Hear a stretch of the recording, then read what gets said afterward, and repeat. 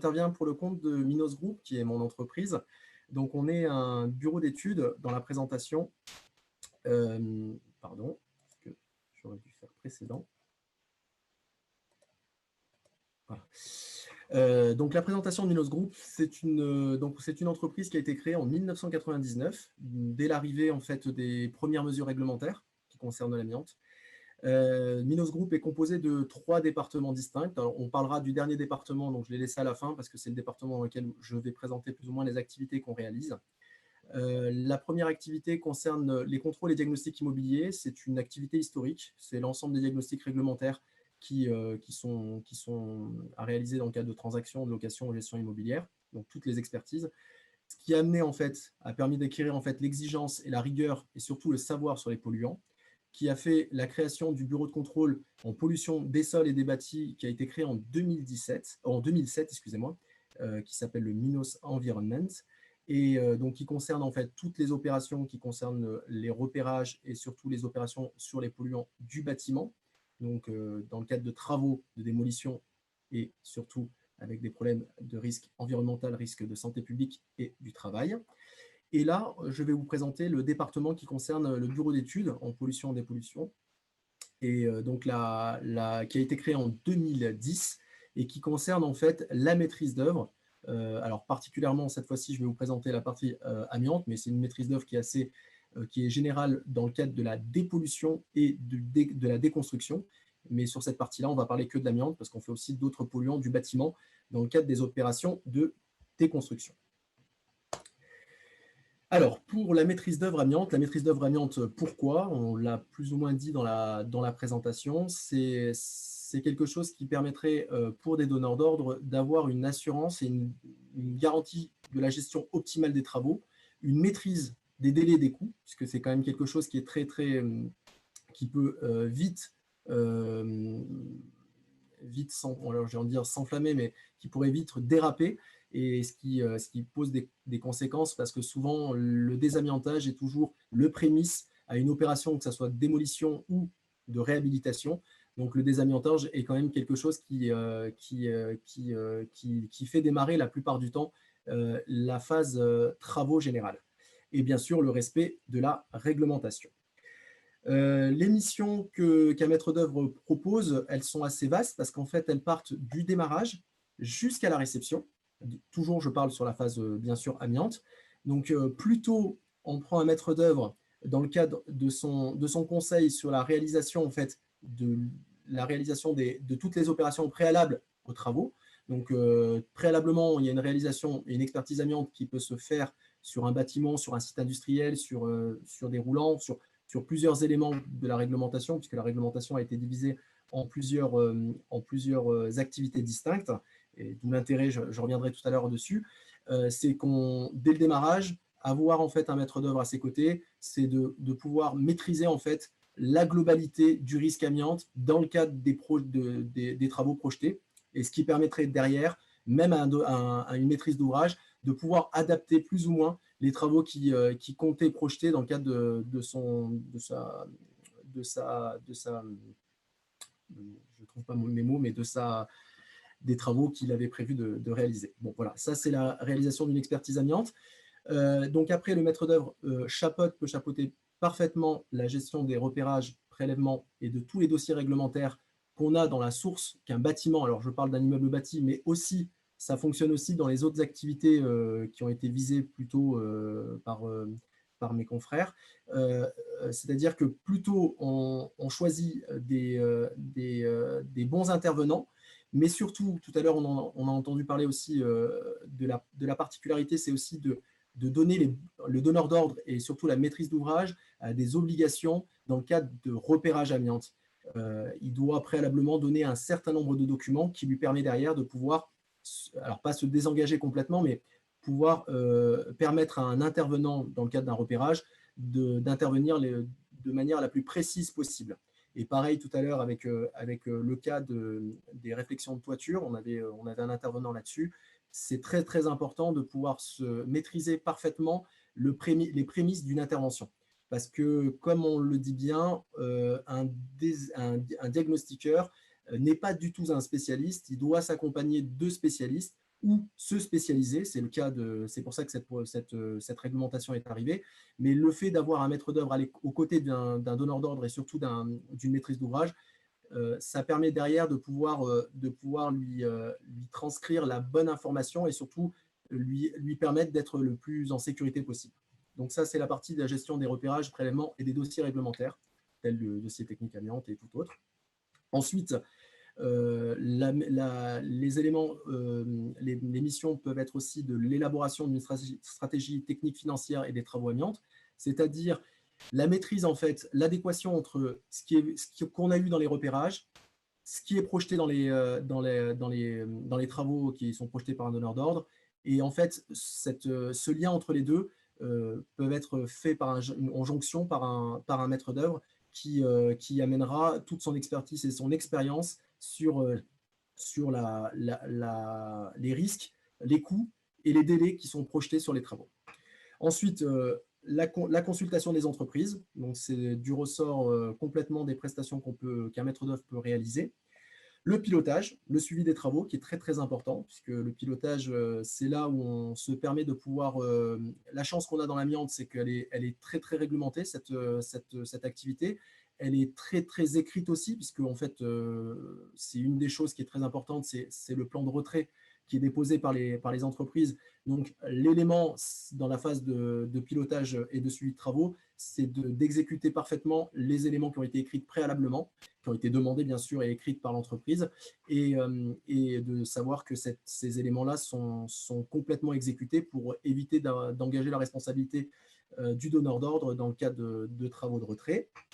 Et ensuite, aussi, le pilotage de l'examen visuel et surface traitée, qui malheureusement est très peu mis en valeur dans le cadre d'opérations avec certaines maîtrises d'ouvrage qui ne souhaitent pas réaliser ou qui, par manque de connaissances, ne le réalisent pas. Mais c'est très important parce que c'est ce qui permet de faire le lien avec la fin de réalisation des travaux et qui prépare en fait la réception.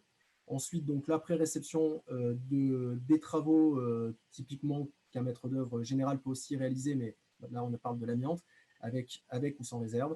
Et ensuite, bien sûr, le suivi des réserves et des non-conformités liées aux examens qui ont été réalisés. Donc ça, c'est l'ensemble des prestations qu'un maître d'œuvre amiante peut réaliser. Donc pourquoi? C'est bien de garantir la gestion optimale des travaux, la maîtrise des délais, je répète parce que c'est très important, la maîtrise des délais et des coûts, et surtout le respect de la réglementation. Et là, je vais parler d'un petit laïus. Alors, j'ai fait un petit mot juste sur la sous-section 4 parce que je ne voulais pas revenir réellement sur la réglementation parce qu'elle a été évoquée. Elle existe déjà depuis le décret de 2012. Donc, la sous-section 4, comme ce qui est indiqué, c'est des interventions sur des matériaux, d'équipements et de matériaux ou articles susceptibles de provoquer l'émission de fibres d'amiante. La sous-section 4, c'est quelque chose qui est on va dire, demandé, mais qui demande en fait une maîtrise parfaite de la gestion du risque. C'est-à-dire que le donneur d'ordre se doit de donner un ensemble d'éléments précis qui permettent à une entreprise de travaux dans le cadre d'une intervention en sous-section 4, comme on l'a vu précédemment avec les intervenants, de permettre de travailler en toute sécurité et en toute légalité. Et le maître d'œuvre amiante peut apporter en fait à la maîtrise d'ouvrage un élément qui lui permettra derrière de pouvoir se conformer aux prérequis qu'on doit dans le cadre d'une opération sous section 4, donc avec un mode opératoire qui est défini, et de permettre de pouvoir travailler en totale sécurité. Pourquoi je voulais parler de la SS4? Parce que la sous-section 4, c'est quelque chose qui est très, très, très utilisé maintenant. Alors, elle est réglementée. Je pense qu'elle le sera encore mieux utilisée dans quelques années par rapport à son développement, parce qu'il y a quand même une montée en compétence de toute la filière qui est en route. Mais l'intérêt, c'est que ces interventions sous section 4, ça ne peut pas être fait de manière totalement... c'est-à-dire qu'il faut qu'elle est encadrée et il faut qu'un donneur d'ordre puisse être accompagné dans le cadre de ces travaux en sous-section 4, puisque ça lui apportera le bénéfice de pouvoir réaliser une intervention conformément à la réglementation, parce qu'on en voit de partout. des percements sur des enduits amiantés, des percements sur des dalles de sol, des changements tout à l'heure de chaudière alors qu'on n'a même pas vérifié l'intérieur avec l'ensemble des éléments et des équipements qui pourraient contenir de l'amiante. C'est beaucoup d'exemples qui font des interventions sur des complexes d'étanchéité qui ont été mal vus ou l'intervention a mal été visée. Donc, c'est tous ces éléments-là qui font que pour éviter que l'opération puisse déraper dans le temps, dans le coût et surtout aussi dans le risque des intervenants, puisque c'est quand même l'objet de notre intervention d'aujourd'hui, c'est qu'il faut vraiment que les prémices soient bien maîtrisées. Donc, c'est-à-dire le repérage, je pèse mes mots sur le repérage parce que c'est très important, c'est celui qui nous donne, c'est l'état des lieux d'entrée. Mais le fait de faire le bon repérage, le fait ensuite d'entreprendre les bons travaux en sous-section 4 dans le cas de cette diapo, et ensuite la bonne réception et surtout la bonne intervention de l'entreprise, cet élément-là, alors à mon sens, ne peut se réaliser qu'avec des conseils, alors soit un maître d'œuvre, soit une assistance à la maîtrise d'ouvrage dans le cadre du spécifique à l'amiante, qui permettra de pouvoir lever toutes les conditions et surtout toutes les responsabilités d'un donneur d'ordre dans le cadre de ces travaux. Voilà, ça c'est un peu la présentation que j'ai voulu vous donner. Elle est un peu light au niveau des PowerPoint pour la simple bonne raison, c'est qu'en fait, mon idée, c'est simplement de préciser qu'en fait, une maîtrise d'œuvre amiante, elle a son avantage. Son inconvénient, c'est de rajouter un intervenant dans l'opération, ça c'est une évidence, mais elle a son avantage primaire, c'est plus tôt elle est prise, dans tout le processus de travaux, et mieux on aura une intervention qui sera réalisée par des entreprises, alors par des opérateurs qui ont les compétences requises, bien sûr, par des entreprises qui ont les qualifications requises aussi, mais ces éléments-là, ça permettra à un donneur d'ordre, à une maîtrise d'ouvrage, excusez-moi, de pouvoir faire la coordination générale. Je reviens aussi par un élément complémentaire, et l'importance de l'avoir aux prémices, c'est que la réglementation amiante dans les repérages en fait, l'évolution de cette réglementation est partie sur le principe d'un développement sur plusieurs activités. Des activités qui sont définies dans un arrêté, je ne vais pas le reviser, mais c'est des activités qui peuvent partir de l'immeuble bâti, les autres immeubles, il y a les matériels roulants, il y a les navires, il y a les aéronefs et les installations industrielles. Dans le cadre d'une opération d'un site industriel, vous allez pouvoir vous retrouver souvent, malheureusement ou heureusement, je ne sais pas, mais avec peut-être plusieurs repérages, c'est-à-dire plusieurs repérages selon l'activité dont on réfère. Donc, l'intérêt d'avoir un maître d'œuvre permet à une maîtrise d'ouvrage de pouvoir englober l'ensemble des activités et de pouvoir ne pas manquer à son obligation réglementaire de repérer dans tel ou tel élément, parce que la plupart du temps, on parle de l'immeuble bâti tout court, mais maintenant, avec cette nouvelle réglementation, on s'est étendu à beaucoup d'activités qui étaient soumises à aucune réglementation, et donc qui permet de pouvoir faire le lien et surtout faire la jonction et de pouvoir sécuriser en fait l'opération de réhabilitation qui suit les repérages. Voilà, je pense que j'ai voulu présenter plus ou moins les intérêts d'une maîtrise d'œuvre amiante dans le cadre des opérations, et je pèse encore mes mots en disant que cette maîtrise d'œuvre, elle serait nécessaire d'être réalisée le plus tôt possible et pas de la prendre quand il y a un problème en phase travaux, parce que c'est pas que c'est trop tard, bien sûr, ça existe, mais c'est quelque chose qui malheureusement, il faut que ça soit ponctualisé, ce problème de ne pas avoir eu une maîtrise d'œuvre amiante dans le cadre de travaux. Il vaut mieux la faire préalablement. Voilà. Voilà, merci Mohamed Dourgui pour cette présentation très claire et puis enflammée. Le sujet, tu le maîtrises bien et vous êtes passionné comme beaucoup sur cette filière, mais tu es passionné par ce sujet. Alors, il y avait une question de Benjamin qui dit est-ce qu'une certification de management de la qualité est-elle une gage de qualité fiable? Est-elle indispensable pour faire son choix d'une entreprise de retrait? Alors, la qualité de manière générale, alors je vais parler pour ma connaissance de cause, pour connaître, parce que j'avais aussi un laboratoire accrédité COFRAC jusqu'à il y a peu de temps, avec la 17025. Et surtout que nous, ce qui nous anime, c'est que la qualité, avoir un système de management de qualité, c'est un principe primaire pour faire son retour en fait, d'expérience et surtout pour permettre aussi d'appréhender parfaitement ce qu'on a bien fait et pas bien fait. Donc, effectivement, c'est un gage de qualité, parce que bon, c'est le terme, on ne va pas faire du redondant, mais c'est quelque chose. Mais la réglementation amiante, déjà, en parlant de l'entreprise, hein, je parle, l'entreprise de retrait, de fait, a quand même une certification qui lui amène ce retour d'expérience et qui lui amène en fait cette obligation de se remettre en cause dans le cadre de l'ensemble de ces chantiers, puisque le certificateur les contrôle selon plusieurs principes. Oui. Est-ce que le maître d'ouvrage, comme le disait Ronan tout à l'heure, est-ce qu'on constate aussi des maîtres d'ouvrage qui ont des difficultés un peu volontaires, hein, à vouloir prendre en main ce sujet parce que ça a des coûts, parce que ça va être ennuyeux, et comment le maître d'œuvre peut accompagner ces maîtres d'ouvrage pour les aider à passer à l'acte, hein, finalement, hein. En fait, je le dis toujours avec certaines maîtrises d'ouvrage, c'est qu'en fait, on est dans un principe où on va utiliser un maître d'œuvre à partir du moment où on a eu un problème. On se dit toujours, souvent, des maîtrises d'ouvrage me disent, mais moi, je prends une entreprise qui est certifiée. Je prends un opérateur qui est certifié aussi, c'est-à-dire qu'il a ses qualifications. C'est-à-dire tous les intervenants de ma chaîne, je les prends de manière à avoir une certification et une assurance. Le seul truc, c'est que la problématique, c'est le contrôle.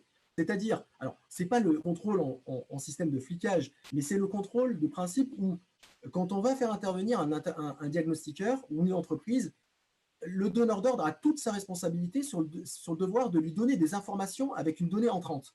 C'est-à-dire que si on donne la mauvaise donnée entrante, on va chercher la responsabilité de l'entreprise, mais en fait, l'entreprise, si elle n'avait pas eu, elle répond. Alors, bien sûr, je pars sur le principe que l'entreprise répond parfaitement à la donnée d'entrée et qu'elle est vraiment sur ce principe-là. Et ben, dans tous les cas, on va se retrouver avec un trou dans la raquette. C'est-à-dire que la donnée entrée, sachant qu'elle n'a pas été donnée en connaissance de cause, mais comme on avait besoin, c'est-à-dire une maîtrise d'ouvrage de manière générale et qui n'a pas de spécificité amiante, elle va donner son besoin et elle va dire à l'intervenant, ben voilà mon besoin, intervenez. Or, la donnée d'entrée peut permettre ou peut soumettre l'entreprise à faire des choix qui ne sont pas les bons et qui amènent les travaux dans une situation d'impasse. Et donc, l'idée, c'est de se faire accompagner dès le début. Alors, je parle pour l'entreprise, mais je parle aussi pour le repérage, je parle aussi pour le laboratoire, parce qu'il y a aussi le laboratoire qui intervient pour la maîtrise d'ouvrage dans le cadre de la deuxième, en fait, la deuxième restitution, qui est aussi quelque chose qui est très négligé par les maîtrises d'ouvrage, mais c'est super important parce que c'est vraiment l'enveloppe du départ de l'entreprise, parce qu'au moins on confirme le principe qu'on n'a plus d'amiante dans le local, si bien sûr on est dans une réhabilitation. Et donc, si vous voulez, de manière générale, tous les intervenants, l'effet, c'est d'accompagner, en fait, le maître d'œuvre a une importance, c'est d'accompagner dans le cadre de ces passages de marché avec tous ces intervenants, la bonne information et surtout le bon intervenant aussi. Parce que aussi, c'est très important de bien choisir le bon intervenant. Comme tout à l'heure, l'entreprise Soprema a parlé de la maîtrise, il y a des diagnostiqueurs qui n'ont aucune maîtrise sur le complexe d'étanchéité. Ce complexe qui est très, très, très compliqué parce qu'en fait, il est très, très important et il est très, très méconnu par certains. Alors, il est connu par beaucoup, hein, mais je veux dire, par certains, ils sont méconnus et c'est ça le piège, c'est de ne pas avoir le bon interlocuteur. Oui, donc d'où l'accompagnement de cette maîtrise d'ouvrage en amont qui est nécessaire pour éviter des surprises en termes de coûts et de délais qui peuvent être catastrophiques. Merci beaucoup pour cette intervention, Mohamed Ourgui.